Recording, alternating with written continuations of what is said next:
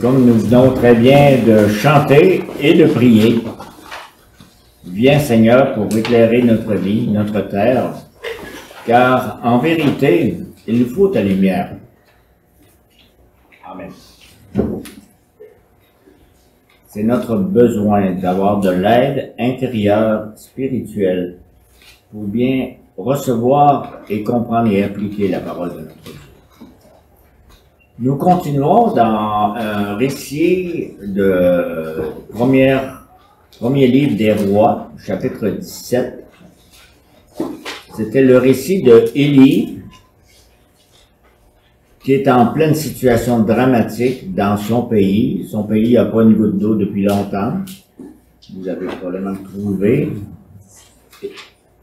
Et je vais lire la dernière partie du chapitre. C'est à la page 251. La troisième partie du chapitre qui est à partir du verset 17. Vous vous rappelez des épisodes précédents. Élie s'est enfui du roi Akab et de la reine Jézabel. Et après leur avoir annoncé, il n'y aura pas une goutte de pluie durant des années. Mais Élie a été nourri sur le bord d'un torrent, ailleurs que dans le pays il a été nourri sur le bord d'un ruisseau qui coulait même durant la sécheresse. Et avec un corbeau qui venait faire le traiteur, qui venait lui donner à manger à tous les jours. Essayez pas ça.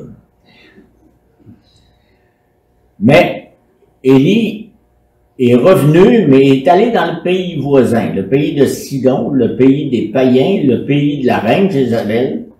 Et il est allé voir une femme qui avait presque rien, d'abord qui était veuve, et qui avait seulement qu'un enfant, et lui a demandé à manger. Et bien sûr, la femme dit, je comprends pas ta demande et tout le reste, mais la femme a été bénie, parce que le tout petit peu qui lui restait, les jours suivants, les semaines suivantes, les mois suivants, il lui restait encore cette chose-là. Ça fait que nous sommes au verset 17, je lis, après ces événements, le fils de cette maîtresse de maison tomba malade. Sa maladie fut si violente qu'il cessa de respirer.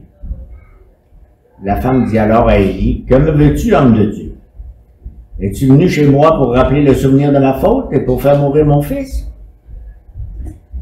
Il lui répondit, « Donne-moi ton fils. » Et il le prit des bras de la femme, le monta dans la chambre à l'étage où il logeait et le coucha sur son lit. Puis il fit appel à l'Éternel et dit, « Éternel, mon Dieu, est-ce que tu vas faire du mal au point de faire mourir son fils, même à cette veuve qui m'a accueilli chez elle? » Puis il s'étendit 3 fois sur l'enfant, fit appel à l'Éternel et dit, « Éternel, mon Dieu, je t'en prie, que l'âme de cet enfant revienne en lui. » L'Éternel écouta Élie. L'âme de l'enfant revint en lui et il retrouva la vie. Élie reprit l'enfant, le descendit de la chambre jusque dans la maison et le donna à sa mère en lui disant, « Vois, ton fils est vivant. » La femme dit alors à Élie, « Je reconnais maintenant que tu es un homme de Dieu et que la parole de l'Éternel dans ta bouche est vraie. » Que Dieu bénisse sa parole. Nous avons retenu cette déclaration de foi de la pauvre veuve, « Je reconnais maintenant. » Autrement dit, si cette dame-là arrivait à l'église et disait ce que nous venons de lire, on dit, c'est son témoignage, bienvenue comme membre. Je reconnais que tu es un homme de Dieu et que tu fais des choses que je ne crois pas. Si je vous dis que dans une certaine situation, j'ai ressenti qu'on tirait le tapis sous mes pieds, vous comprenez que j'ai été pris par surprise. Ça n'a pas été agréable du tout. Imaginez-vous debout sur un tapis et que quelqu'un tire le tapis sous vos pieds. Vous perdez l'équilibre, vous tombez. Ah! C'est pas intéressant. Pas du tout. En lisant le verset 17 de notre texte, on a l'impression que Dieu tire le tapis sous les pieds de la veuve de Sarepta. et sous les pieds du prophète Élie aussi. Après ces événements que je lis dans le verset 17, le fils de la maîtresse de la maison tomba malade. Sa maladie fut si violente qu'il cessa de respirer. On se gratte la tête vraiment pour comprendre. Là. Alors, après tous les événements, les choses allaient bien, non? Dieu était venu au secours in extremis de la veuve et de son fils. Dorénavant, ils avaient de quoi manger chaque jour sans s'inquiéter. Le pot de farine, la cruche d'huile ne se vidait plus, qu'on avait lu quelques versets précédemment. Dieu avait promis de pourvoir à leurs besoins jusqu'au retour de la pluie.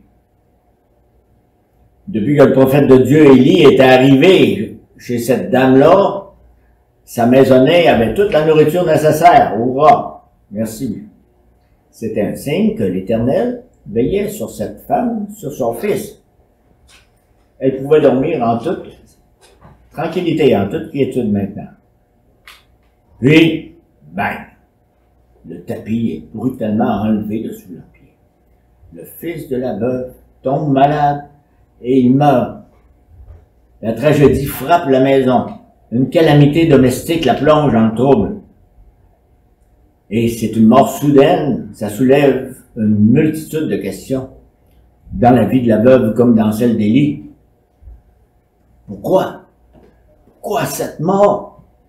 À ce moment-ci, en pleine sécheresse, pourquoi? Le sentiment de sécurité dans lequel se retrouvait la veuve depuis l'arrivée du prophète, ça éclate en miettes. Fini la sécurité. Tout d'un coup, c'est l'anxiété qui arrive. Et en juger par le texte qui est devant nous, la maladie a été subite et vraiment pas longue. Rapidement, la mort a frappé le garçon. Il cessa de respirer, verset 17. Tout est fini. Peut-elle vraiment faire confiance à Dieu et à ses promesses? C'est dévastateur ce coup-là. Le tapis a été enlevé dessus ses pieds assez vite. Et la veuve, elle perd le seul membre de sa famille qui lui reste, qui aurait été sa sécurité pour ses vieux jours. Toutes ses espérances, sa vie tombe en rien. Nous allons voir en trois moments. D'abord, la réaction de la veuve face à cette mort. Ensuite, la réaction de Élie, le prophète. Et le troisième intervenant là-dedans, qu'est-ce que Dieu, l'Éternel, a accompli par ces événements? Nous lisons au verset 18 pour voir un peu la veuve, comment elle réagit. La femme dit alors à Élie, « Que me veux-tu, homme de Dieu? Es-tu venu chez moi pour rappeler le souvenir de ma faute et pour faire mourir mon fils? » Vous voyez, elle vit la mort de son fils. Elle se trouve une raison pour cette mort. Et elle pense que le Seigneur, le Seigneur, il me guette depuis ma naissance. Il veut me punir pour mes péchés. La veuve a l'intuition que le passage du prophète chez elle, ça l'a attiré l'attention de Dieu sur le péché de sa vie. Dieu s'était d'abord présenté comme un Dieu bon, bienveillant, lui donnait à manger, mais elle découvre maintenant que Dieu, c'est aussi un Dieu sévère, qui pardonne pas. C'est évident que Dieu ne laisse pas les péchés impunis. La preuve, c'est justement la sécheresse qui est envoyée dans tout le pays. Et son jugement s'étend jusqu'à Sidon, ce qui veut dire l'autre bord du pays d'Israël. Donc, la veuve, elle pense que si Dieu a envoyé le prophète chez nous, c'était pour venir la punir. Est-ce qu'elle avait raison? On fait pas de procès ici ce matin, là. Dans le tourbillon des événements, là, c'est assez facile de comprendre l'accusation, dans les émotions que cette dame est en train de vivre. Ça peut nous arriver même à nous autres quand nous sommes bouleversés par un événement très grave et qu'on ne comprend pas, on dit. Pourquoi, Seigneur? Qu'est-ce que j'ai fait au bon Dieu? Vous connaissez? On ne voit pas les choses de la bonne manière. telles qu'elles sont véritablement. La veuve s'attendait plutôt à une récompense pour son obéissance, dans le sens qu'elle avait donné à manger au prophète qui passait. Mais ce qu'elle reçoit, c'est un enfant mort. Pour elle, je m'attendais à dire merci beaucoup et tu me donnes une punition. Le Seigneur lui a enlevé le tapis sous les pieds. Et elle est toute confuse, étourdie par le choc. Rencontrer des adversités quand nous servons le Seigneur le mieux que nous pouvons, ça peut arriver pour diverses raisons. Assez fâchant. Mais chercher la cause de ce décès dans un péché particulier de la veuve, ça doit être rejeté. C'est une spéculation qui n'a pas de fondement. Pour bien comprendre ces événements, demandons-nous plutôt quel résultat cette intervention divine dans la vie de la veuve, quel résultat ça l'a donné? Il faut être un peu patient, hein, n'est-ce pas? Nous voyons que le Seigneur, par la mort de cet enfant, force Élie à jouer un rôle qu'il n'avait jamais joué à cette maison-là, son rôle de prophète auprès de son hôtesse. La veuve est soudainement confrontée à un acte divin qui ne peut pas expliquer, qui ne peut être expliqué que par des paroles prophétiques ou des actions prophétiques. Donc, ce mystère, pourquoi mon fils est mort, ne peut pas être résolu. Il a besoin de lumière. Et les deux adultes qui sont là à son chevet, Élie et la dame, tâtonnaient tous les deux dans l'obscurité, en quelque sorte. Mais, il y avait une lueur qui pointait, quelque part. Le Seigneur avait un message pour cette femme. Par la mort de son fils, la veuve va prendre soudainement conscience que le Dieu d'Israël s'intéresse à elle directement. Jusqu'à maintenant, elle pouvait se dire que Dieu prenait soin de son prophète et que sa vie à elle avait été quelque chose entraînée dans l'orbite de la vie d'Élie. Je suis là comme veuve pour aider Élie qui vient de passer. Maintenant, le Seigneur agit directement dans sa vie, à elle. Nous voyons ici comme un progrès dans le travail du Seigneur. Il forge un sentier par lequel Élie pourra agir comme prophète. Cette venue de Dieu dans la vie de la veuve requiert une explication que juste un prophète peut donner. Dieu utilise ce moyen dramatique pour préparer la veuve à une révélation supplémentaire de la vérité. Et la fin de l'histoire montre que c'était l'intention du Seigneur d'amener cette femme à confesser que la parole de l'Éternel est digne de confiance. Vous irez pour ça au dernier verset. Nous voyons ici une grande différence entre, prenons l'aventure de la veuve et une grande différence avec la vie d'Abraham. Quand on pense un moment à Abraham, il lui a été demandé de sacrifier son fils Isaac. Et Abraham a accepté de le faire. Pourtant, ça contredisait ce que Dieu lui avait dit.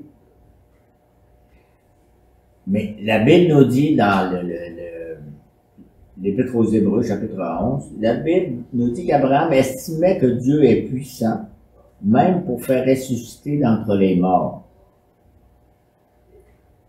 Donc, le fait de mettre son fils à mort n'était pas le dernier acte. Autrement dit, Dieu me demande ça, c'est parce que lui, il peut le faire.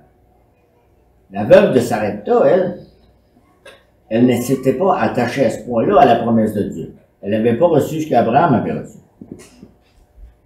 L'Éternel n'était pas encore son refuge en toutes circonstances. Mais, ça s'en vient. Dieu y travaille. Nous avons vu premièrement la réaction de la veuve à la mort de son fils, et maintenant, en deuxième lieu, la réaction du prophète Élie. Pour Élie aussi, cet événement est bouleversant. Quand il était en train de manger du bec du corbeau sur le bord du torrent, tout près du Jourdain, on lui avait pas dit que ça s'en venait, ça. Et quelle réaction ça emmène chez le prophète Élie? Ça le conduit à se confier en Dieu. Sa vie est gouvernée par la parole de Dieu. Il se tourne vers Dieu dans la prière. C'est ce qu'on lit dans les versets 19 et 20. Élie répondit à la femme, « Donne-moi ton fils. » Il le prit des bras de la femme, il le monta dans la chambre à l'étage où il logeait et le coucha sur son lit. Puis il fit appel à l'Éternel et dit, « Éternel mon Dieu, est-ce que tu vas faire du mal au point de faire mourir son fils, même à cette veuve qui m'a accueilli chez elle? » Avez-vous déjà parlé à Dieu comme ça? Au départ, Élie ne comprend pas plus que la veuve le but de Dieu. Élie n'a pas toutes les réponses. Comme nous ne les avons pas non plus à tout ce qui nous arrive. Mais que fait-il? Il s'empresse d'apporter au Seigneur dans la prière le problème, ses questions, ses anxiétés, ses doutes. Il se confie en Dieu. Avez-vous l'impression que quelqu'un a tiré le tapis sous vos pieds récemment? Il n'y a pas 56 solutions. Allez faire un tour, voir le Seigneur dans la prière. Élie ne fait pas des reproches à Dieu comme la veuve avait fait des reproches à Élie. Mais on voit quand même par sa prière que Élie vit une lutte à l'intérieur de lui-même. Et il ne voit qu'une manière pour que la vérité de Dieu soit reconnue comme étant fiable. Et c'est par un miracle. Un miracle qui va renverser la mort. C'est seulement si cet enfant revient à la vie que la vérité et la gloire du Dieu d'Israël seront démontrées d'une manière inébranlable. Élie ne voit pas d'autre manière. Comment il réussit à voir ça? Il n'y avait pas beaucoup d'exemples autour de lui. Alors, qu'est-ce qu'il fait, Élie? Il lutte en prière pour obtenir ce résultat. Notez bien les mots. Il fit appel à l'Éternel. Il expose la situation au Seigneur et lui remet le problème insoluble qu'il a lui entre les mains. Bien-aimé, affronter une situation impossible nous donne la possibilité de faire confiance à Dieu. Invoquons Dieu, nous aussi. C'est un peu comme si Élie dit à Dieu, « N'es-tu pas le père des veuves et des orphelins? Vas-tu faire du mal à ma bienfaitrice? » Et ici, ce n'est pas un reproche qu'Élie adresse à Dieu, mais c'est l'expression de la compassion qu'il ressent pour la pauvre veuve. C'est comme s'il dit avec confiance, « Seigneur, dans ta bonté, ne laisse pas le fils de cette veuve dans la mort. Qui voudra m'héberger dans le futur en apprenant que là où je passe, là où je demeure, les enfants meurent? » Où est-ce qu'on s'en va avec ça, Seigneur? Vous voyez, il y a un genre de cri du désespoir de la part du prophète. Et c'est une prière pleine d'arguments puissants. Tu es l'Éternel, tu peux redonner la vie à cet enfant, et tu es mon Dieu, tu peux pas me laisser tomber. C'est une pauvre veuve, ne la prive pas de son seul bonheur. Elle a bien pris soin de moi. Quel témoignage ce sera si son fils reste dans la mort? Élie fait appel donc à la puissance divine pour donner la vie au Dieu, du Dieu d'Israël. Il fait cette prière dans la foi. Il s'appuie sur la promesse de Dieu à la veuve. Le prophète prieur saisit cette promesse à deux mains et ne veut pas la laisser tomber. C'est là-dessus qu'il base sa plaidoirie. La veuve et son fils sont indignes d'une telle faveur, tout comme nous sommes indignes de quelque faveur que ce soit. Mais il y a bonne espérance que Dieu entendra sa prière pour l'amour de sa parole. Élie emprunte le contenu de sa prière à la parole révélée de Dieu au contenu de ses promesses. Il demande quelque chose que les hommes ne peuvent pas faire et qui est difficile à croire. Éternel, mon Dieu, je t'en prie que l'âme de cet enfant revienne en lui.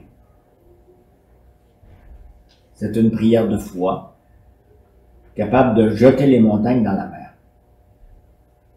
Il y croit à des choses que ses yeux n'ont jamais vues. Aucun œil humain n'avait jamais vu un mort revenir à la vie.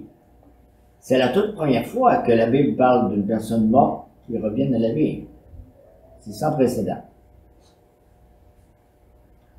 On arrive au verset 21 qui dit « Puis il s'étendit 3 fois sur l'enfant, il fit appel à l'Éternel et dit « Éternel, mon Dieu, je t'en prie, que l'âme de cet enfant revienne en lui. » Dans vos cours de RCR, on vous a déjà dit de faire ça avec une personne décédée? Non. Évidemment, il ne s'agit pas d'une recette magique. Élie prie dans la ferme assurance que le Seigneur va conférer sa vertu à ses moyens humains, qui autrement ne sont d'aucun effet. D'ailleurs, son action s'accompagne d'un cri au Seigneur pour qu'il restaure la vie de l'enfant. « Éternel, mon Dieu, je t'en prie, que l'âme de cet enfant revienne en lui. » Nous avons vu d'abord la réaction de la veuve à la mort de son fils, puis ensuite nous avons vu la réaction d'Élie, et maintenant nous sommes rendus à l'Éternel Dieu. Qu'est-ce qu'il accomplit dans cet événement, à travers cet événement? Je suis au verset 22. L'Éternel écouta Élie, l'âme de l'enfant revint en lui, et il le retrouva la vie. Élie prit l'enfant, le descendit de la chambre jusque dans la maison, et le donna à sa mère en disant « Vois, ton fils est vivant. » La femme dit alors à Élie, « Je reconnais maintenant que tu es un homme de Dieu, et que la parole de l'Éternel dans ta bouche est vraie. » Dieu exauce la prière d'Élie et ramène l'enfant à la vie. La parole et l'action prophétique d'Élie sont confirmées par l'Éternel Dieu. Il s'agit de la première résurrection mentionnée dans la Bible. Donc ici, c'est le premier cas de ce genre qui a eu lieu dans le monde. Le souffle de vie vient réhabiter le corps qu'il avait abandonné. Dans une autre version, j'ai lu « Le souffle de l'enfant revint en lui, et il reprit. » C'est Dieu qui opère cette résurrection par pure grâce. Faire mourir et ressusciter le mort sont deux côtés d'une opération qui a le même but. Le but de conduire cette femme païenne à confesser la vérité de la parole de Dieu. L'Éternel se révèle à cette femme comme le Dieu Tout-Puissant qui donne la vie et qui fait vivre. Il est le Dieu vivant au-dessus de tous les dieux. Il est aussi bien saint que gracieux. Il est vrai et on peut se fier à lui. On doit se fier à lui quoi qu'il arrive. Et on va passer un peu de temps avec la dernière phrase. Cette phrase de confession qui fait que cette dame est une de nos sœurs. La veuve dit, « Je reconnais maintenant que tu es un homme de Dieu. » Un homme de Dieu. Elle n'avait jamais dit ça de Élie. Quel témoignage éloquent rendu à ce fidèle serviteur. À 8 reprises dans les 6 chapitres qui vont suivre, Élie est appelé homme de Dieu. Qu'est-ce donc qu'un homme de Dieu? Un homme de Dieu, c'est un homme particulièrement sensible à la gloire de Dieu, de son Dieu, parce qu'il le connaît, le contemple. Il communie en profondeur avec lui. Et comme il vit au diapason de Dieu, imprégné de sa pensée, de son caractère, il peut donc être puissamment utilisé par Dieu en vue de l'accomplissement de sa volonté, quelle qu'elle soit. Que Dieu donne à son Église une multitude d'hommes de Dieu et de femmes de Dieu, pourquoi pas. Au verset 24, la femme dit alors à Élie, « Je reconnais maintenant que tu es un homme de Dieu et que la parole de l'Éternel dans ta bouche est vraie. » Imaginez Élie. Imaginez comment Élie a dû se sentir quand il a entendu la veuve dire ces mots-là. Quel soulagement La mort de son fils avait complètement ébranlé la veuve dans sa foi naissante. Maintenant, ce bienfait miraculeux achève de lui prouver la vérité de l'Éternel. Je reconnais que la parole de l'Éternel dans ta bouche est vraie. Sa confession est claire, tout doute est enlevé. Il faut retenir ce « je reconnais maintenant ». Elle est désormais fermement convaincue de la vérité de Dieu, du fait qu'il est digne de confiance et fidèle. Je reconnais maintenant. Auparavant, non, mais maintenant, oui, je le reconnais. C'est ce que le Seigneur voulait accomplir en elle. Il voulait qu'elle confesse que la parole de Dieu est vraie et fiable. Et cette confession-là est très importante en ce moment-ci de l'histoire du peuple d'Israël. Parce que cette confession-là fait honte à Israël endurci. L'autre bord de la frontière en Israël, les gens, ils suivent les Baals. Ils n'écoutent pas le Seigneur. Et le chant de louange que son peuple a renié est maintenant dans la bouche d'une femme païenne. À Sidon, dans le pays du roi de Sidon. Et les Israélites ne témoignent pas de la fiabilité de Dieu parmi les païens. C'est plutôt le Seigneur qui permet aux païens de témoigner de la honte de son peuple devant le monde entier. Le Seigneur, quand la reine Jézabel, qui vient de Sidon, va retourner voir sa famille et son père, elle va rencontrer des gens comme la veuve de Sarepta qui va dire « Dieu est grand ». Quelle honte!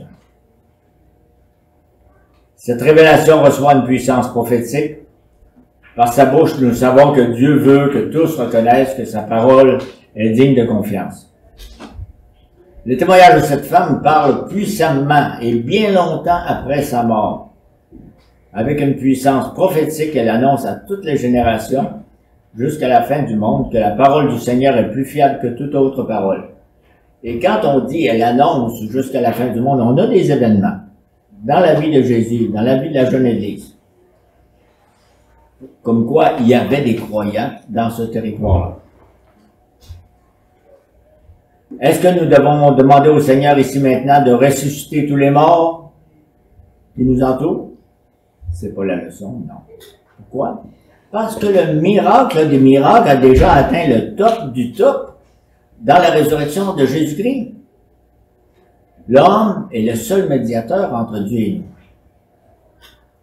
Le premier exemple de résurrection que nous lisons ici, il préfigure celui qui va venir et qui va multiplier les résurrections et de pouvoir dire, comme il a dit à Marthe, c'est moi qui suis la résurrection et la vie. Merci au Dieu vivant qui nous a envoyé Élie et beaucoup plus grand qu'Élie dans la personne de son Fils unique bien-aimé. Donc ce miracle rappelle d'autant plus puissamment l'homme miraculeuse du grand prophète avec un grand P et du grand roi avec un grand R dont la vie et dans la mort et la résurrection seront des signes, des preuves pour ceux qui croient en sa puissance. Celui que nous sommes venus adorer et célébrer ici ce matin s'appelle résurrection et vie. Vivre dans la foi en Jésus nous maintient dans l'espérance en attendant son grand retour. Sur les 1289 chapitres dans la Bible, il y a seulement 2 chapitres où tout va bien. Genèse 1, Genèse 2. Dans les 1287 autres chapitres, c'est loin de bien aller. Parce que le péché gâche tout. Le péché est présent un peu partout. Mais quiconque répond avec foi à l'appel de Dieu est en direction du paradis. Le paradis que Dieu prépare pour ceux qui l'aiment. Dans ce paradis-là, on revient à Genèse chapitre 1. Tout ira bien pour toujours. Mais tous ne seront pas là. Est-ce que vous irez au paradis? Juste pour donner du poids à cette question, revenons à l'histoire précédente, les 3 croix plantées. La croix de Jésus et ses 2 voisins. Un jour, Jésus a dit à un brigand qui était sur une croix à côté de lui, « Je te le dis aujourd'hui, tu seras avec moi dans le paradis. » Il n'y a pas de plus belle parole que celle-là, n'est-ce pas? Qu'est-ce que le brigand a donc fait pour que Jésus lui dise de si belles paroles? Le brigand venait de reconnaître qu'il n'était pas digne d'aller au paradis à cause de ses fautes. Et il venait prier Jésus de le sauver. Êtes-vous prêt à faire comme lui? Pas besoin d'effacer les 40 ou 50 années derrière de votre vie pour dire « je recommence à zéro ». Vous confiez ta vie à quelqu'un qui va mettre sa vie par-dessus la tienne. En Jésus. Amen.